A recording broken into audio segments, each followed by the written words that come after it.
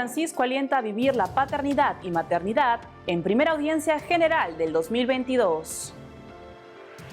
Santo Padre pide que se rece en enero de este año para que se detenga el flagelo de la discriminación y la persecución religiosa. Y Frente Nacional por la Familia en México denuncia posible invalidación del derecho a la vida en el estado mexicano de Nuevo León. Hola amigos, es un gusto saludarlos en su programa EWTN Noticias. Gracias por dejarnos entrar a sus hogares. Yo soy Bárbara Socorro.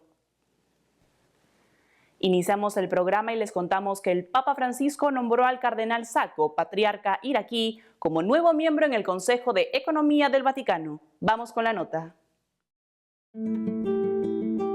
En su tercer nombramiento del 2022, el Papa Francisco nombró al cardenal Luis Rafael Sacco, patriarca de Babilonia de los Caldeos en Irak, como nuevo miembro del Consejo de Economía del Vaticano. El nombramiento del cardenal de 73 años fue anunciado este martes 4 de enero por la Oficina de Prensa del Vaticano.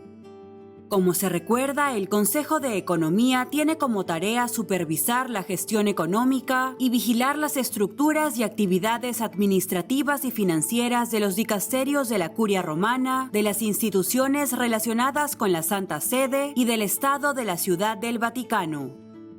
Al respecto, el cardenal Sacco fue una de las principales figuras iraquíes durante el viaje que hizo el Papa Francisco a Irak en marzo de 2021. Al concluir la misa que presidió el Papa en la Catedral San José de Bagdad, en rito caldeo, uno de los ritos orientales de la Iglesia Católica, el cardenal agradeció la visita del Santo Padre y alentó a que esto sea aliciente para superar el doloroso pasado con miras a la reconciliación nacional y la curación de heridas. Y es que en los últimos años, Irak ha sido uno de los países de Medio Oriente que más ha sufrido la persecución del Estado Islámico contra los cristianos, quienes agradecieron al Papa por su presencia en el país. Es preciso resaltar que el 31 de enero de 2013, el cardenal Luis Rafael Sacco fue elegido como patriarca de Babilonia de los Caldeos y arzobispo de Bagdad, nombramiento que fue confirmado por el Papa Benedicto XVI el 1 de febrero del mismo año.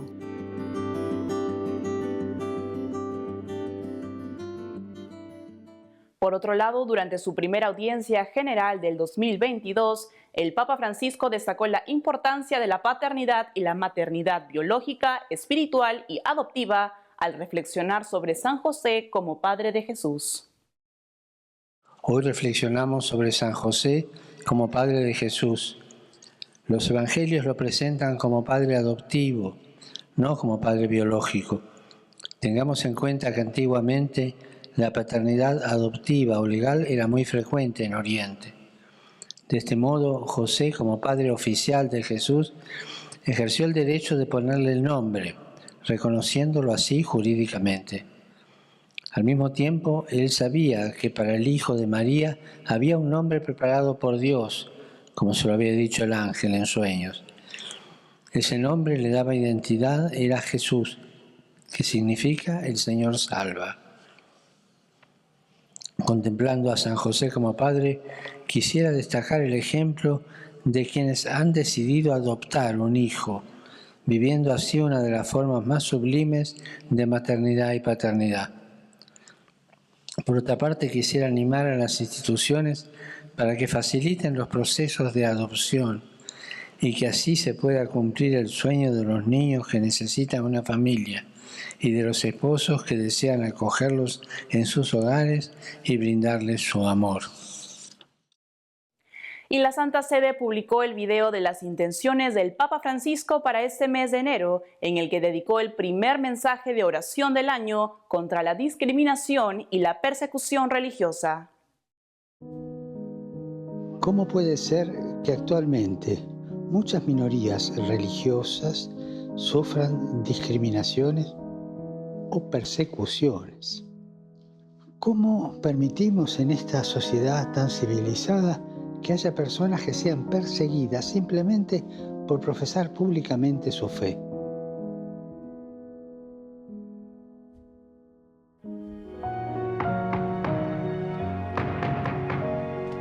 no solo es inaceptable, es inhumano, es una locura.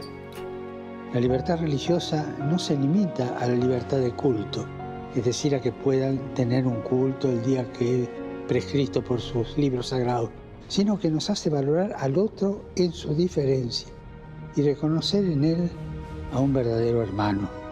Como seres humanos tenemos tantas cosas en común que podamos convivir acogiendo las diferencias con la alegría de ser hermanos. Y que una pequeña diferencia o una sustancial diferencia como es la religiosa no opaque la gran unidad de ser hermanos. Elijamos el camino de la fraternidad, porque o somos hermanos o perdemos todo. Recemos para que las personas que sufren discriminación, que sufren persecución religiosa, encuentren en las sociedades en las que viven el reconocimiento y la dignidad que proviene de ser hermanos y hermanas.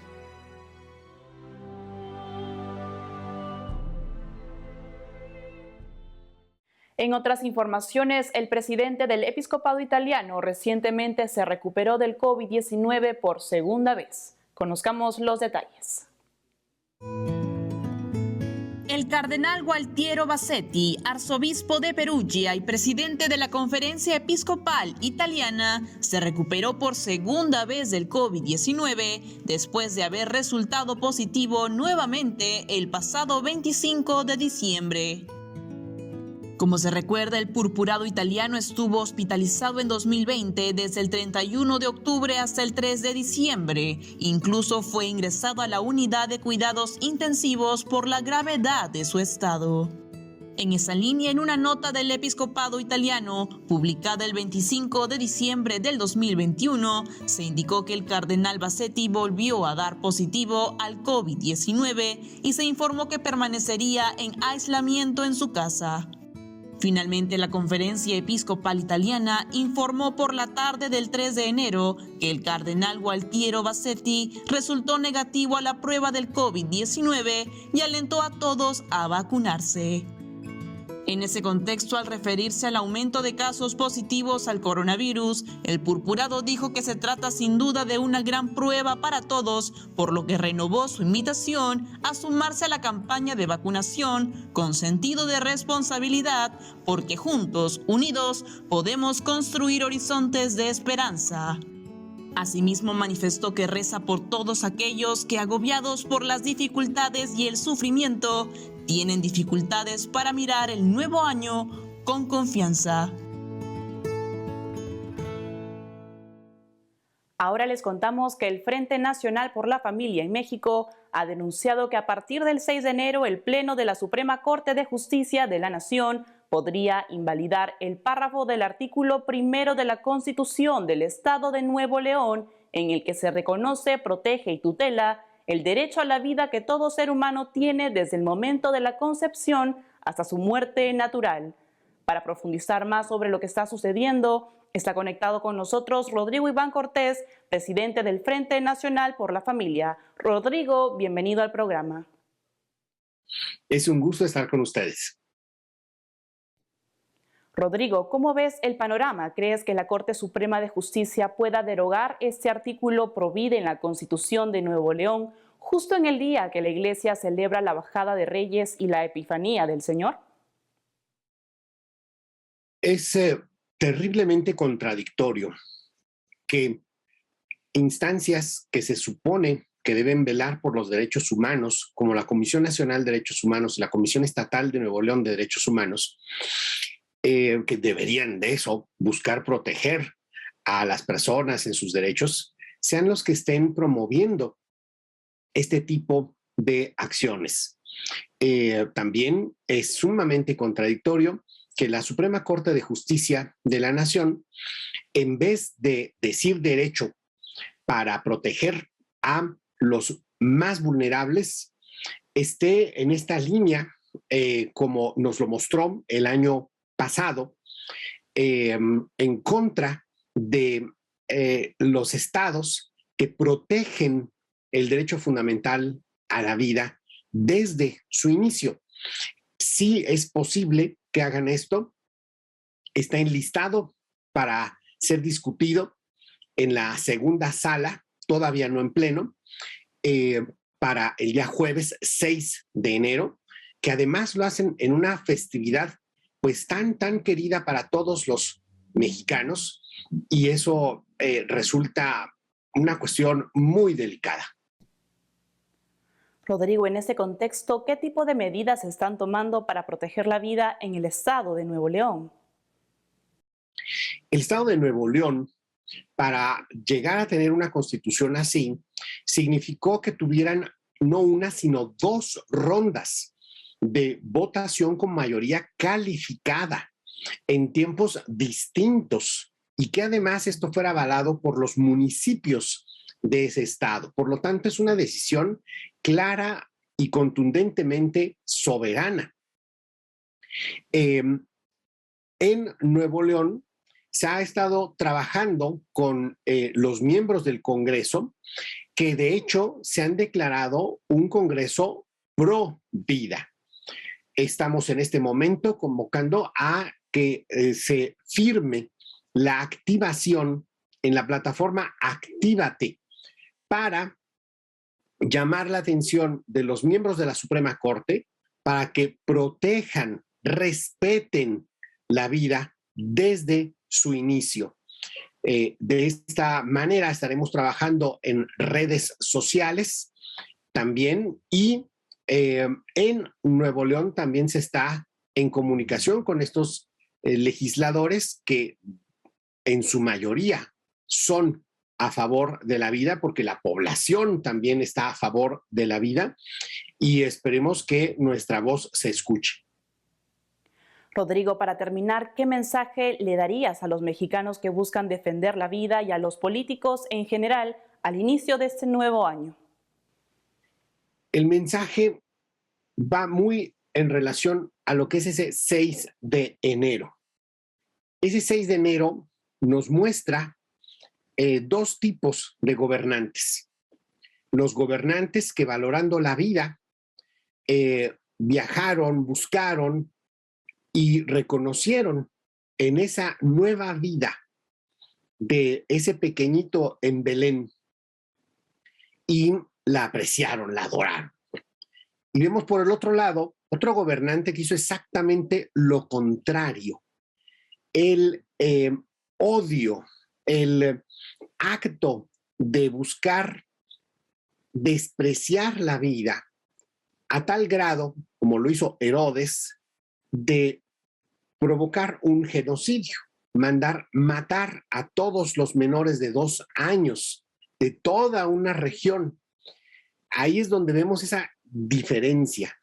Nosotros tenemos que exigir, y máxime este año que son de elecciones, no generales, pero sí en varios estados, tenemos que recordar a la ciudadanía pues que se activen, que se pongan las pilas, y que siempre que alguien esté buscando representarnos, pues en verdad sean coherentes con eso, porque luego llegan a los puestos y buscan eliminarnos, lo cual es terrible. Entonces, este es un año importante para ponerse las pilas y activarse a favor de la vida, la familia y las libertades fundamentales.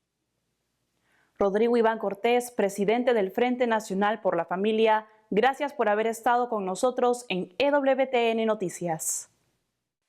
Es un gusto. Gracias, Rodrigo. Y continuando con noticias de México, Monseñor Franco Coppola, quien fue representante del Papa Francisco en el país, recordó hace poco unos consejos importantes para lograr la paz en la nación. Durante la última misa de Monseñor Franco Coppola como nuncio apostólico en México y que fue celebrada en la Basílica de Guadalupe, el prelado reflexionó sobre los consejos del Papa Francisco que pueden servir para alcanzar la paz en esta nación. En la celebración eucarística, Monseñor Coppola se despidió del país mexicano, pues fue nombrado por el Santo Padre como nuevo nuncio apostólico en Bélgica. En este contexto, en su homilía el prelado cuestionó cómo iniciar este 2022 para que sea mejor del año que hemos pasado, y en ese sentido, destacó que la palabra del Señor dice que la primera cosa es ponerse bajo los ojos del Señor y recibir su bendición. Por otro lado, respecto a alcanzar la paz en el país, el representante del Papa Francisco indicó que lo primero que dice el pontífice en torno a este tema es que no se puede lograr la paz si hay división. Por ello recalcó que hay que unirse, ya que según resaltó, la paz es un valor que merece que pongamos de lado las diferencias que es normal que haya entre las personas. Además, subrayó que de acuerdo al Papa hay dos cosas que son fundamentales para lograr este objetivo. En primer lugar, que haya instrucción para todo el mundo y en segundo lugar, que haya trabajo digno para cada uno. Finalmente, el nuncio apostólico pidió también en su homilía a la Virgen María que libere a México del egoísmo. Amigos, tenemos que ir a una pausa, pero al regresar, denuncian que el 2021 fue el año más violento de la historia para los cristianos en la India. Además, conoceremos los países que visitarán las imágenes peregrinas de la Virgen de Fátima en 2022. Ya retornamos con más noticias con Enfoque Católico.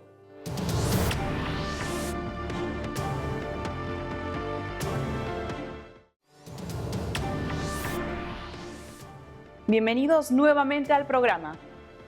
Y les contamos que de acuerdo a una reciente publicación de la agencia vaticana Fides, el 2021 fue el año más violento de la historia para los cristianos en la India.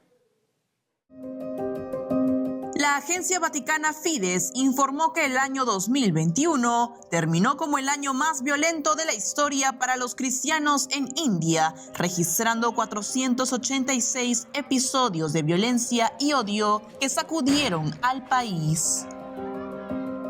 En una reciente nota publicada, Fides indicó que la minoría cristiana de la población india se ha enfrentado a agresiones perpetradas en muchas ocasiones por grupos extremistas hindúes en toda la nación.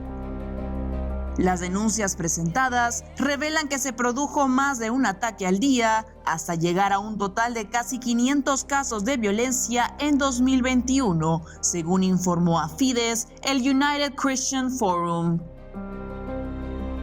En esta línea, Fides explicó que los incidentes de violencia en la India suelen ser la interrupción de vigilantes en encuentros de oración o ceremonias religiosas, quienes se valen de la impunidad que gozan para agredir físicamente a las personas mientras rezan antes de entregarlas a la policía, acusadas de convertir a otros de manera forzada. Hay hasta 19 apelaciones pendientes en varios tribunales indios presentadas bajo la Ley de Libertad de Religión en 9 estados donde existen tales leyes. Aunque esas normas están vigentes en algunos estados desde 1967 hasta el día de hoy, ningún cristiano ha sido condenado por obligar a alguien a convertirse. Es preciso mencionar que la población cristiana en la India es aproximadamente el 2,3%, unos 30 millones de los 1.300 millones de habitantes de este país. Recemos por los cristianos en la India. Y por otro lado, un sacerdote en España respondió a quienes dicen que Dios está en todas partes y no es necesario ir a misa. Veamos. Ante quienes dicen cosas como que Dios está en todas partes, yo no necesito ir a misa, el padre Francisco Javier Pazzi Bronchalo, de la diócesis española de Getafe, hizo una profunda reflexión sobre el amor de Dios y la importancia de la Eucaristía. En una publicación realizada en Twitter, tomando como punto de partida el Evangelio de Juan 1, versículos del 19 al 28, el padre Bronchalo señaló que en estas sagradas escrituras, el apóstol San Juan nos dice que en el principio existía el Verbo, y el Verbo estaba junto a Dios, y el Verbo era Dios. En esa línea, el sacerdote español indicó luego que aunque es común escuchar una traducción de la Biblia en la que se dice la palabra se hizo carne, la traducción más exacta es que el verbo se hizo carne, porque el verbo es palabra en acción. Esto es importante, dijo, pues quiere decir que Dios no crea y se olvida del mundo como algunos piensan, sino que Dios crea y actúa en el mundo. Al respecto, el padre Bronchalo indicó que hay gente que dice es tan humano pecar, a lo que el padre expresó es mentira, puesto que aunque los hombres pecamos, pecar es inhumano porque destruye nuestra humanidad. De esta manera, el sacerdote de la diócesis española de Getafe manifestó que le parece que algo muy clave es ir a la Eucaristía con la confianza de que Dios está vivo, de que no es una cosa más que hago o antes hacía. Además, detalló que la misa no es cuestión de sentimientos, hoy lo siento y voy, hoy no lo siento y no voy, sino que eso es una cuestión de amor. Pasando a otros ámbitos, veamos en el siguiente informe qué importantes eventos se darán en este año 2022 en Roma. Aunque la pandemia de coronavirus continúa afectando a muchas personas en todo el mundo, el comienzo de un nuevo año también es un buen momento para esperar los alegres eventos que se avecinan. En Roma este 2022, el Vaticano viene planeando 3 importantes eventos internacionales con esperanza cristiana. En primer lugar, el 15 de mayo se realizará la canonización de Charles de Foucault junto a otros 6 beatos, lo cual finalizará un periodo de 2 años y 7 meses desde las canonizaciones más recientes, las de Saint John Henry Newman y otras 4 en octubre de 2019. Como se sabe, después de su regreso a la fe católica, Charles de Foucault quiso imitar la vida de Jesús. Pasó sus últimos 13 años viviendo entre el pueblo musulmán Tuareg, un grupo étnico nómada en el desierto de la Argelia ocupada por los franceses. También conocido como el hermano Carlos de Jesús, Foucault fue asesinado en 1916 a la edad de 58 años. Por otro lado, Roma acogerá del 22 al 26 de junio el 10º Encuentro Mundial de las Familias. Al respecto, aunque la propagación continua del COVID-19 significa que la asistencia física a este evento será limitada, los organizadores han planeado reuniones híbridas en persona y en línea y se ha alentado a los obispos a realizar eventos paralelos en sus diócesis. El Encuentro Mundial de las Familias también marcará el final del Año de la Familia Amoris Laetitia. Finalmente, otro importante acontecimiento a darse en Roma en este 2022 es la beatificación del Papa Juan Pablo I. Y es que el venerable Juan Pablo I será beatificado el 4 de septiembre por el Papa Francisco en la Basílica de San Pedro. A menudo llamado el Papa de la Sonrisa, Juan Pablo I murió inesperadamente el 28 de septiembre de 1978, después de solo 33 días en el cargo. Una prioridad de su breve pontificado fue llevar adelante los trabajos del Concilio Vaticano y fue conocido por su humildad, énfasis en la pobreza espiritual y dedicación a enseñar la fe de una manera comprensible.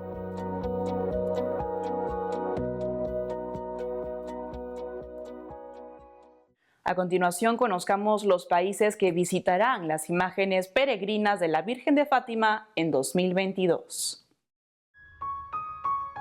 Hace poco, el Santuario de Fátima en Portugal anunció que se tiene previsto que las imágenes peregrinas de la Virgen de Fátima realicen 14 viajes alrededor del mundo durante el 2022.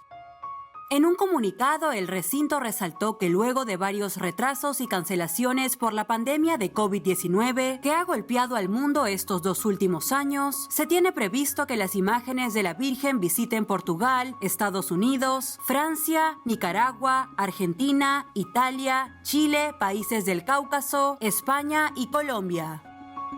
Sin embargo, informó que la primera imagen, entronizada en la Basílica de Nuestra Señora del Rosario de Fátima y que solo aparece en ocasiones muy especiales, no tiene prevista ninguna visita el 2022.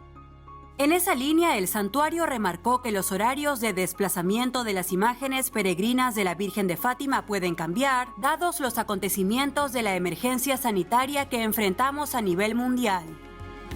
Cabe resaltar que las imágenes peregrinas de Nuestra Señora de Fátima recorren el mundo llevando consuelo, esperanza y fe a los cristianos. La primera imagen de la Virgen Peregrina del Rosario de Fátima fue elaborada según las instrucciones de Sor Lucía, ofrecida por el obispo de Leiría y coronada solemnemente por el arzobispo de Évora el 13 de mayo de 1947. Amigos, hemos llegado al final del programa. Gracias por habernos acompañado. No se olviden de seguirnos en nuestras redes sociales. Hasta pronto.